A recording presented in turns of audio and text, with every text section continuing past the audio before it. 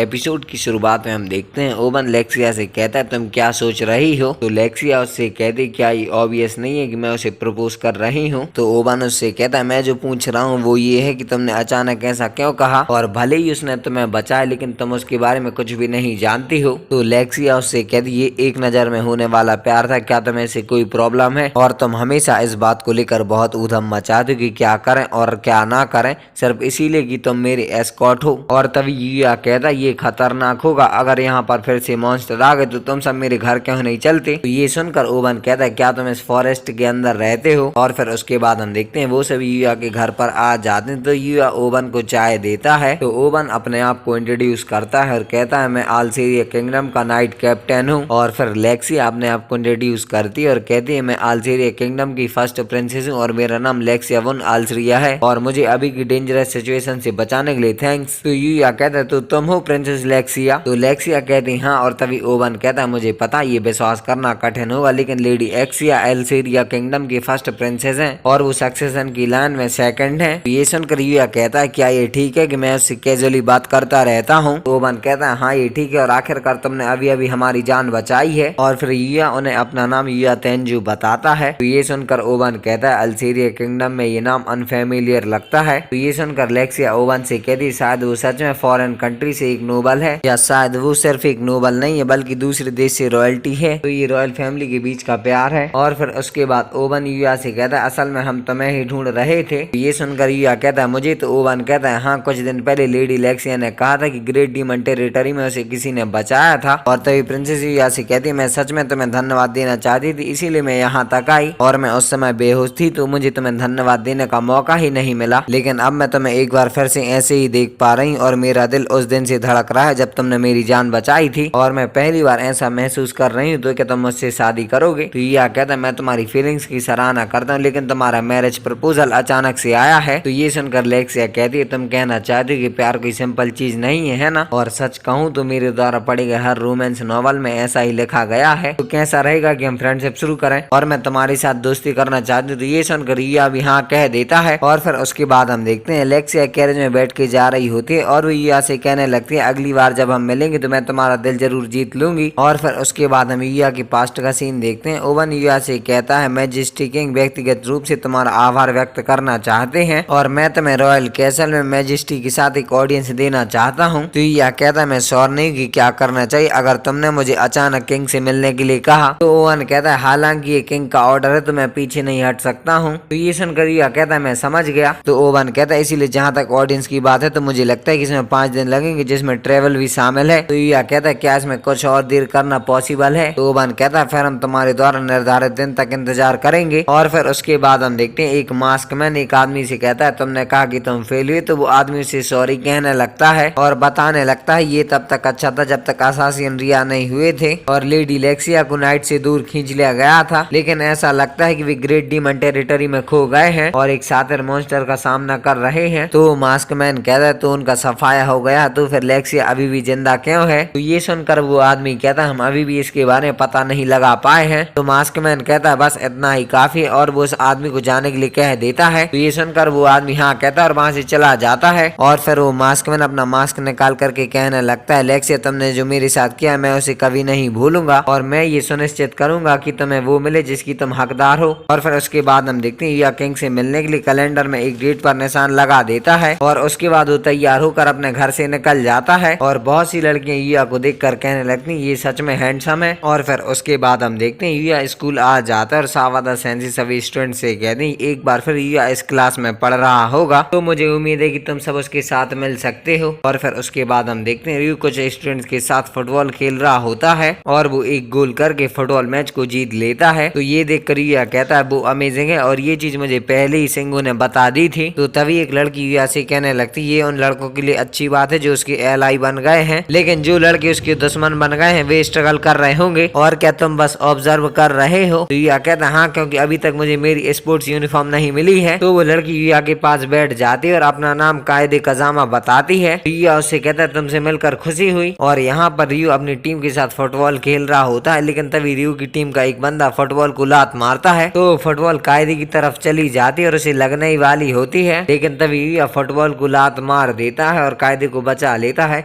और वो फुटबॉल जाकर सीधा गोल में घुस जाती है और ये देखकर सभी के सभी चौंक जाते हैं और युया कायदे के पास जाकर कहता है तुम्हें चोट नहीं लगी है ना, तो क्या तुम खड़ी हो सकती हो। और युया कायदे की तरफ अपना हाथ बढ़ाता है। ये सुनकर कायदे हाँ कहती है और युया का हाथ पकड़ लेती है और तभी वो बंदा आकर कायदे से सॉरी कहने लगता है। तो कायदे उससे कहती है ठीक है, वैसे ही मुझे चोट नहीं लगी है। तो बंदा कायदे से कहता है तो तुम मुझे माफ कर दोगी। तो कायदे हाँ कहती है और फिर रियू कहता है वो बुरा आदमी नहीं है लेकिन वो सच में विचित्र है। तो बंदा युया से कहता है तुमने मुझे बचा लिया और वो अपना नाम आकिरा आइचिनोजे बताता है और वो कहता है मैं उसे एकेडमी का प्रिंस हूँ। तो रियू कहता है ये मैंने पहली बार सुना है। तो ये सुनकर आकिरा कहता है सच में। तो रियू कहता है हाँ। तो ये सब सुनकर युया हंसने लगता है। युया को देखकर कायदे भी हंसने लगती है और फिर उसके बाद हम देखते हैं बहुत सी लड़कियां युया के बारे में बात कर रही होती हैं और वहाँ पर कावरी भी आ जाती है। तो कायदे कावरी से कहने लगती है युया सच में अमेजिंग है और कायदे से फुटबॉल मैच के बारे में सब कुछ बताने लगती है। और तभी एक लड़की कहने लगती है अगर वो इतना ही कूल है तो मुझे यकीन है कि उसकी पहले से ही एक गर्लफ्रेंड है। तो ये सुनकर कायदे और कावरी एक साथ कहती है हम अभी भी नहीं जानती कि उसके पास कोई है या नहीं। और ये कहकर वो एक दूसरे को देखने लगती हैं और फिर उसके बाद हम देखते हैं कावरी ग्राउंड में होती है और युया क्लास में होता है। तो कावरी युया को देखकर हाथ हिलाने लगती है। तो ये देखकर युया उसे हाय करने लगता है और तभी एक बाइकर्स का ग्रुप स्कूल का गेट तोड़कर ग्राउंड के अंदर आ जाता है। तो कुछ टीचर्स उन बाइकर्स को रोकने के लिए कहते हैं और वहाँ से बाहर जाने के लिए कहते हैं लेकिन फिर भी वो बाइकर्स वहाँ से बाहर नहीं जाते हैं और युया अपने भाई बहन को उस ग्रुप के साथ देखकर चौंक जाता है। और यहाँ पर कावरी कहने लगती है तुम सभी को हमारे स्कूल से क्या काम है और दुर्भाग्य से चेयरमैन अभी अकेडमी में नहीं है। और तभी युया का भाई इस ग्रुप की लीडर से कहता है ये इस अकेडमी के चेयरमैन की बेटी है। तो कावरी युया के भाई बहन को देखकर कहती है इस सब का क्या मतलब है। तो युया का भाई कहता है ये तुम्हारे साथ गड़बड़ी करने और हमारे गुस्से को दूर करने के लिए है। तो कावरी कहती है पुलिस जल्द यहाँ पर आ जाएगी तो बस ये सब बंद करो। तो युया की बहन कहने लगती है पुलिस को यहाँ आने में टाइम लगेगा, तब तक हम कई तरह के काम कर सकते हैं। एग्जाम्पल के लिए हम तुम्हें किडनैप कर सकते हैं। तो उस ग्रुप का लीडर कहने लगता है अगर पुलिस आ गई तो हमें परेशानी होगी, तो चलो बस उस वुमन को ले लो और यहाँ से चलो। तो ये सुनकर कुछ गुंडे कावरी को घेर लेते हैं और यहाँ पर युया कावरी को बचाने जाने के लिए खड़ा होता है लेकिन वो डरने लगता है। तो युया अपने मन में कहने लगता है मैं दूसरी दुनिया में बहुत बड़ी अपोनेंट से लड़ा था तो क्या मैं डर गया हूँ और भले ही मेरी बॉडी स्ट्रॉन्गर हो गई है लेकिन क्या मेरा दिल अभी भी कमजोर है। और युया को धुंधला दिखना शुरू हो जाता है। तो युया अपने आप को एक चांटा मारता है और उसके बाद युया खिड़की के पास जाकर 4th फ्लोर से नीचे कूद जाता है। तो ये देखकर सभी लोग चौंक जाते हैं और तभी युया उन सभी गुंडों के अटैक्स को डॉज करते हुए कावरी की तरफ बढ़ने लगता है। लेकिन तभी युया के सामने एक बंदा आ जाता है जिसका नाम ओमरी होता है और वो कहने लगता है तुम सिर्फ तेज होकर मुझे नहीं हरा सकते। और ये कहकर वो युया पर अटैक कर देता है लेकिन युया उसे अपने एक हाथ से रोक लेता है और युया उसे अपने हाथ से दूर फेंक देता है। तो बाइक में जाके घुस जाता है। तो ये देखकर सभी गुंडे पीछे हट जाते हैं और युया कावरी के पास जाके कहता है तुम्हें चोट तो नहीं लगी। तो कावरी कहती है नहीं। और तभी उन गुंडों का लीडर युया पर बाइक से अटैक करने लगता है लेकिन युया उसके सारे अटैक से डॉज करता जाता है। तो वो लीडर अपना पूरा ध्यान युया को मारने में लगा देता है लेकिन उसकी बाइक सीढ़ियों से टकरा जाती है और ब्लास्ट हो जाती है और वो खुद सीढ़ियों पर पड़ा होता है। और फिर उसके बाद वहाँ पर पुलिस आ जाती है और उन सभी गुंडों को पकड़ लेती है। और युया कावरी से कहता है क्या तुम डरी हुई नहीं थी। तो कावरी कहती हाँ लेकिन मुझे तुम पर विश्वास है युया। और कावरी थक गई होती है तो वो जमीन पर गिरने वाली होती है लेकिन युया उसे पकड़ लेता है। तो कावरी युया को देखकर मुस्कुराने लगती है तो युया भी उसे देखकर मुस्कुराने लगता है। और फिर उसके बाद हम देखते हैं पुलिस ऑफिसर युया के भाई बहन को पकड़े होते हैं। तो युया का भाई कहने लगता है रेड ओगरी यूजलेस है। तो ये सुनकर उन गुंडों का लीडर युया के भाई का गला पकड़ लेता है और उसे हवा में लटका देता है और वो कहने लगता है मैं कम से कम तुम्हें मार डालूंगा। तो ये देखकर युया की बहन उसके पैर पकड़ लेती है और कहने लगती है उसे जाने दो। लेकिन वो लीडर युया की बहन को लात मार देता है लेकिन तभी वहाँ पर युया आ जाता है और उस लीडर का हाथ पकड़ के उसे दूर फेंक देता है। तो युया का भाई भी छूट जाता है और युया उससे कहने लगता है क्या तुम ठीक हो युता। और तभी वो लीडर युया पर अटैक करने वाला होता है लेकिन युया उसकी तरफ देख देता है तो वो घुटनों पर आ जाता है। और फिर उसके बाद युता कहने लगता है मैं तुम्हें पूरे टाइम बुली करता था। तो युया कहने लगता है मैंने बहुत कुछ सहा है लेकिन ऐसा नहीं है कि तुमने मेरे साथ जो किया है उसके लिए मैंने तुम दोनों को माफ कर दिया है लेकिन मैं अपनी फैमिली को नहीं छोड़ सकता। तो ये सुनकर उसके भाई बहन रोने लगते हैं और उससे बार बार सॉरी कहने लगते हैं। और फिर उसके बाद हम देखते हैं युया के गले में हाथ डाल लेता है और कहने लगता है मुझे पता है कि तुम अमेजिंग हो लेकिन मुझे उम्मीद नहीं थी कि तुम इतने पागल हो और जब तुमने खिड़की से जंप लगाई तो तुमने ये कैसे किया। और तभी कायदे कहने लगती है तुम्हें पता है कि हम सब तुम्हारे बारे में चिंता कर रहे थे। और बहुत से स्टूडेंट युया को घेर के खड़े होते हैं और वो सब युया के बारे में कुछ ना कुछ कह रहे होते हैं। तो युया उन सभी को थैंक यू कहता है और ये एपिसोड यहीं पर खत्म हो जाता है। आई होप आपसे को वीडियो पसंद आई होगी। तो मैं मिलता हूँ किसी अगले एपिसोड के साथ बहुत जल्द। तब तक के लिए